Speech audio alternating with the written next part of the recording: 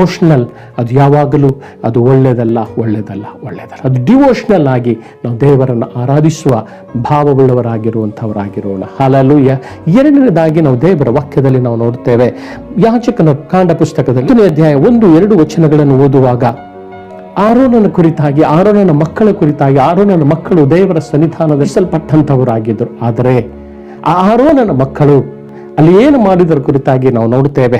ಯಾಜಕಾಂಡ 10ನೇ ಅಧ್ಯಾಯ 1-2 ವಚನದಲ್ಲಿ ನಾವು ನೋಡಿಕೊಳ್ಳುವುದಾದರೆ, ಆರೋನನ ಮಕ್ಕಳಲ್ಲಿ ನಾದಾಬ್, ಅಬಿಹೋ ಎಂಬಿಬ್ಬರು ತಮ್ಮ ತಮ್ಮ ಧೂಪಾರತಿಗಳಲ್ಲಿ ಯೆಹೋವನು ಆಜ್ಞಾಪಿಸದೆ ಇದ್ದ ಬೇರೆ ಬೆಂಕಿಯನ್ನಿಟ್ಟು ಅದರ ಮೇಲೆ ಧೂಪವನ್ನು ಹಾಕಿ ಆತನ ಸನ್ನಿಧಿಯಲ್ಲಿ ಸಮರ್ಪಿಸಲಾಗಿ ಯೆಹೋವನ ಸನ್ನಿಧಿಯಿಂದ ಬೆಂಕಿ ಹೊರಟು ಅವರನ್ನು ನಾಶ ಮಾಡಿತು.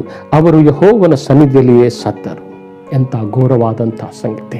ಯಾಕಂದ್ರೆ ಈ ರೀತಿಯಾಗಿಯೇ ನನ್ನನ್ನು ಆರಾಧಿಸುವರಾಗ ಅಪೇಕ್ಷೆ ಉಳ್ಳ ದೇವರು ಆತನ ಆ ನಿಯಮವನ್ನು ಬಿಟ್ಟು, ಆ ರೀತಿಯನ್ನು ಬಿಟ್ಟು, ಆ ಒಂದು ಪ್ಯಾಟರ್ನ್ ಅನ್ನು ಬಿಟ್ಟು ಮತ್ತೊಂದು ರೀತಿಯಲ್ಲಿ ಆರಾಧನೆಯನ್ನು ದೇವರು ಅಪೇಕ್ಷಿಸುವಂಥವನಲ್ಲ.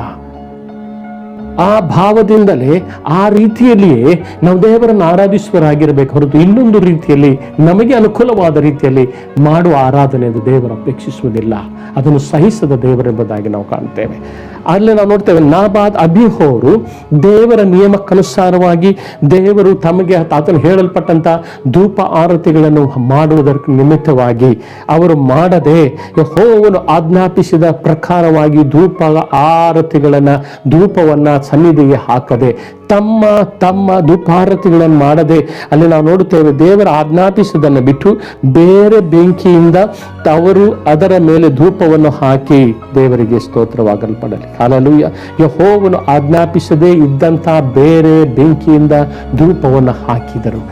ಅವರ ಮನಸ್ಸಿಗೆ ಬಂದ ರೀತಿಯಲ್ಲ ಬೇರೆ ಇನ್ನೊಂದು ಆ ಧೂಪವನ್ನು ತೆಗೆದುಕೊಂಡು ದೇವರ ಸನ್ನಿಧಿಯಲ್ಲಿ ಆತನ ಧೂಪವನ್ನು ಹಾಕಿದರು.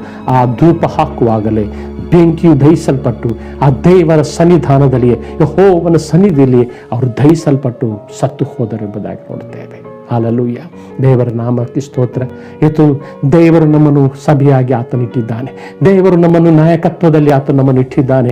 ದೇವರು ನಮ್ಮ ಒಳ್ಳೆಯ ಕುರುಬನು ಸಭಾಪಾಲಕರ ಮಧ್ಯದಲ್ಲಿ ನಮ್ಮನ್ನು ಇಟ್ಟಿದ್ದಾನೆ. ಇವತ್ತು ದೇವರು ನಮಗೂ ಆತನೊಂದು ದರ್ಶನ ಕೊಟ್ಟು ಆತನ ಆರಿಸಿಕೊಂಡಿದ್ದಾನೆ. ಹಲ್ಲೆಲೂಯಾ. ನಾವುಗಳು ಆರಾಧಿಸುವವರು, ನಾವು ಆತನನ್ನೇ ಆರಾಧಿಸುವಂಥವರು, ಆರಾಧಕರಾಗಬೇಕೆಂಬುದಾಗಿ ದೇವರು ನಮ್ಮನ್ನು ಕರೆದಿದ್ದಾನೆ. ಹಲ್ಲೆಲೂಯಾ. ದೇವರ ವಾಕ್ಯದ ನೋಡುತ್ತೇವೆ, ದೇವರು ಆಜ್ಞಾಪಿಸಲ್ಪಟ್ಟಂತ ರೀತಿಯಿಂದಲ್ಲದೆ ಮತ್ತೊಂದು ಬೆಂಕಿಯಿಂದ ನಾವು ಒಂದು ವೇಳೆ ದೇವರನ್ನು ಆರಾಧಿಸಿದರೆ, ನಮಗೆ ಕೊಡಲ್ಪಟ್ಟ ಪರಿಶುದ್ಧಾತ್ಮನ ಬೆಂಕಿಯನ್ನು ಬಿಟ್ಟು ಮತ್ತೊಬ್ಬರ ಪ್ರೇರಣೆಗನುಸಾರವಾಗಿ, ಮತ್ತೊಬ್ಬರಿಗೆ ಅನುಗುಣವಾದ ರೀತಿಯ ಅವರ ಉಪದೇಶ, ಅವರ ಆಲೋಚನೆ, ಅವರ ಅಭಿಷೇಕ, ಅವರ ರೀತಿಯ ಆಲೋಚನೆಯಿಂದ ಒಂದು ವೇಳೆ ನಾವು ಆರಾಧಿಸುವುದಾದರೆ, ಇವತ್ತು ನಾದಾಬ್, ಅಬಿಹೋವರ ಜೀವಿತದಲ್ಲಿ ನಡೆಯಲ್ಪಟ್ಟಂತ ಅಘೋರವಾಗಿರುವ ಸಂಗತಿಗಳು ಆತ್ಮೀಕತ ಜೀವಿತವಾಗಿರುವ ನಮ್ಮ ಜೀವಿತಗಳಲ್ಲಿ ಸಂಭವಿಸುವಂಥದ್ದಾಗಲ್ಪಟ್ಟಿದೆ. ಹಲ್ಲೆಲೂಯಾ. ಯಾಕಂದರೆ ದೇವರು ಆತನು ಕ್ರಮವುಳ್ಳ ದೇವರು ಹೀಗೆಯೇ ಆರಾಧನೆ ನಡೆಯಲ್ಪಡಬೇಕೆಂಬುದಾಗಿ ಅಪೇಕ್ಷಿಸುವಂಥ ದೇವರು ಆತನಾಗಿದ್ದಾನೆ. ನಮಗೆ ಅನುಕೂಲವಾದ ರೀತಿಯಲ್ಲಿ, ನಾವು ಬಯಸಿದ ರೀತಿಯಲ್ಲಿ, ನಮಗೆ ಸಂತೋಷ ಕೊಡುವ ರೀತಿಯಲ್ಲಿ ನಾವು ಇನ್ನೊಂದು ಬಗೆಯ ಆರಾಧನೆಯನ್ನು ದೇವರು ಬಯಸುವುದಿಲ್ಲ. ಯಾವಾಗಲೂ ಉದ್ವೇಗವುಳ್ಳವರಾಗಿ, ತೊಂದರೆ ಇಲ್ಲ, ಅದು ಇಲ್ಲದಿದ್ರೆ ಚಿಂತೆ ಇಲ್ಲ, ಮತ್ತೊಂದು, ಅದನ್ನು ನಾವು ಮಾಡುವರಾಗಿರಬಾರದು. ಇವರಿಲ್ಲದಿದ್ದರೆ ಮತ್ತೊಬ್ಬರು, ಅದನ್ನು ನಾವು ಮಾಡುವರಾಗಿರಬಾರದು. ನನಗೆ ಈ ಸ್ಥಾನ ಕೊಡಲ್ಪಟ್ಟಿದೆ, ಇನ್ನೊಂದು ಸ್ಥಾನವನ್ನು ದೇವರು ನಮಗೆ ಯಾವ ರೀತಿಯಲ್ಲಿ ಯಾವುದಕ್ಕಾಗಿ ನೇಮಿಸಿದ್ದಾನೋ ಆ ಕಾರ್ಯಗಳನ್ನು ಮಾಡುತ್ತಾ ದೇವರನ್ನು ನಾವು ಮಹಿಮೆಪಡಿಸುವಂಥವರು ನಾವು ಆಗಿರೋರಾಗಿರೋಣ.